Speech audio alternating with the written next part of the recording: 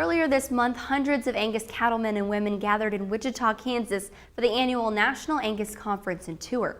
Tourgoers get a chance to learn from knowledgeable speakers and toured some of the finest Angus operations in the Sunflower State. The National Angus Conference and Tour is held every year. This year we've headquartered in Wichita and been all over the state of Kansas.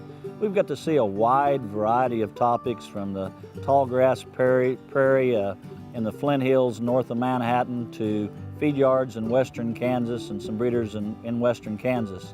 And so we've actually got to see firsthand a wide variety of management systems.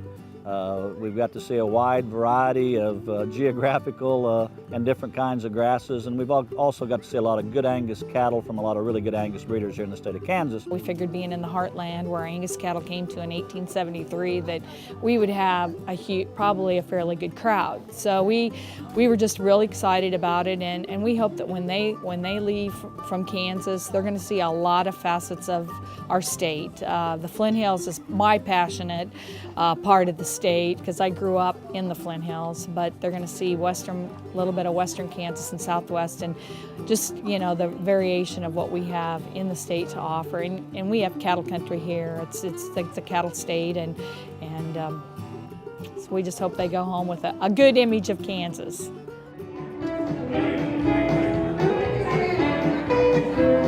First of all, we were excited to be asked to be a part of the tour because of our long history in the Angus breed, and it meant a lot to our family and my uncles and my father particularly to be included in a stop. And it's just exciting to see people that you see at shows and events and you read about and you talk to on the phone in person, and get them to your ranch to look at your livestock and your facilities and things like that. So it was a real thrill for us to be a host stop on the tour. I think it's important for producers to be involved in a number of educational opportunities across the beef production system.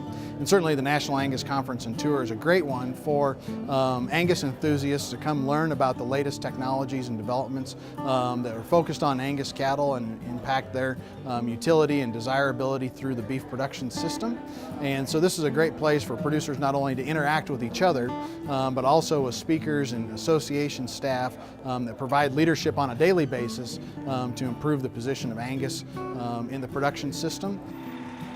It's important to bring folks where we think a lot of the things that happen, from the processing plants to the feed yards to the range environments to the wheat pasture, etc., because all cattlemen can come together and share knowledge and share, you know, the environment in Mississippi or the challenges there. They might be different than Ashland, Kansas, but at the same time, they could be very similar, and there might be something we can learn. So I think by that chance to learn, but also that chance to see operations and to see friends and just to converse, and how can we do better? How can we do better as a beef industry to make our product better? How can we do better as ranchers, as seed stock producers, to help our customers have a better chance at making a living?